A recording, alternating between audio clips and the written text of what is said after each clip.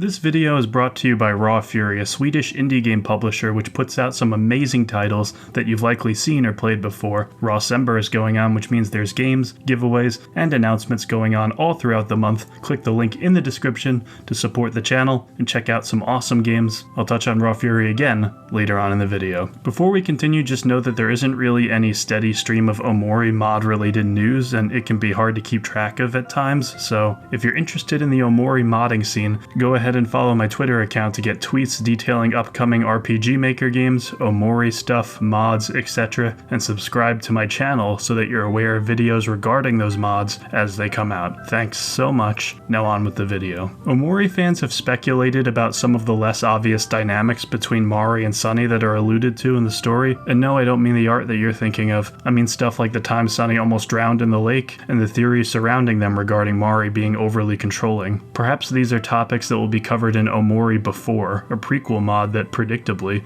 takes place before the events of the original game. In addition to having more of a spotlight on Mari this time around, and adding some context to past events, there's new mechanics being implemented too. In addition to every character having 3 tiers of emotion now like Sunny, the effects are amplified more times over, meaning choosing the right mood for each battle will play a bigger role than it ever did in the original game. Omori fans actually have a big advantage over the omocat developers here, since they've had the luxury of hindsight regarding the vanilla game's balance, so they're able to use that knowledge to fine-tune their mods to perfection. However, there's a caveat to this more intense emotion system though, and it's the burnout mechanic. Basically, using these newfound really powerful emotions comes with the cost that using an emotion too much, too quickly will lock you out of that emotion for a certain amount of time. I always thought Omori's emotion system was really cool but had a lot of untapped potential, and I think Failsafe is harnessing a lot of that untapped potential here. Gameplay has never been the forefront of what this community is all about, but if it's good, why turn it down? There's nothing wrong with being mechanically intrigued while going through one of these games or fan projects. It sounds obvious when you say it out loud, but just because it's obvious doesn't mean it isn't worth saying. Mechanics are what a game lives and thrives on, so when I heard that such a drastic shakeup to Omori's innate mechanics was being implemented into OMORI Before,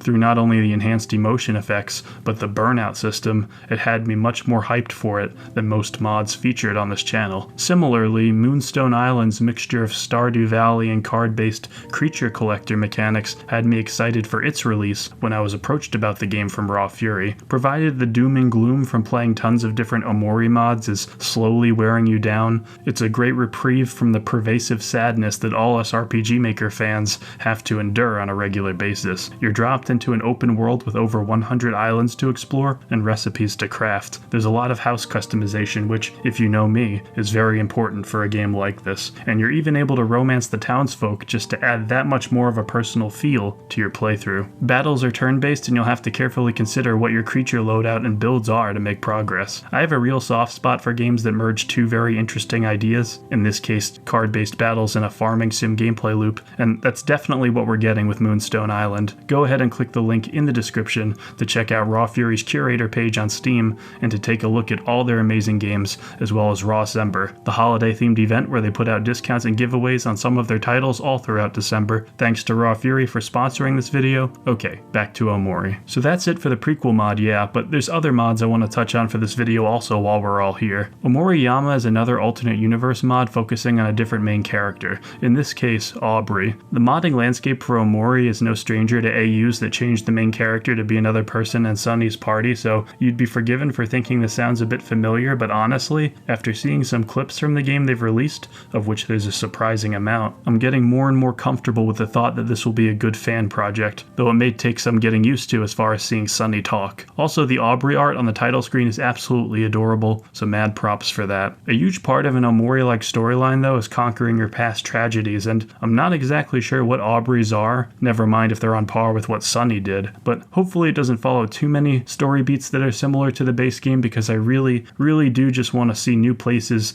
new characters, new character dynamics, etc. Just make Kelbury a thing. Seriously, they're always fighting, like, why not? I'm always slightly more excited for mods that have a good amount of footage to show off, because it means that the team is proving they're dedicated to making a product, and that's definitely what I'm seeing here, so hopefully we don't have to wait too long for OMORI Yama.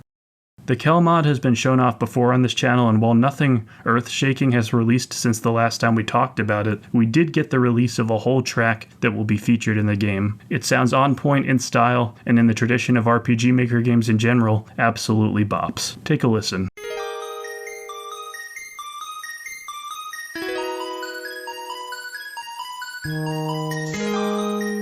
Sounds awesome. I was honestly scared this mod in particular would fade off into obscurity, but the team has been regularly posting stuff to keep the hype going, and of course, I'll routinely post developer updates to this mod as they come out on this channel.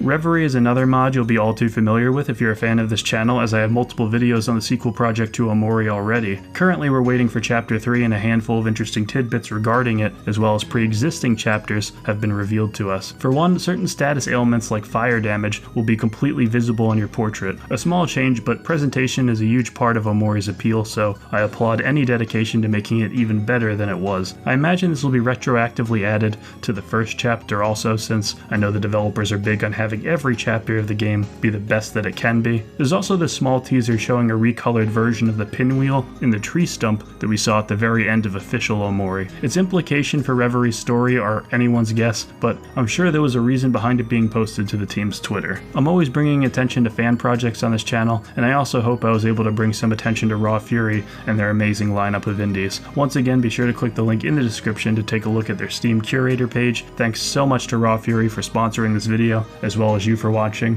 and have a wonderful night. Bye-bye.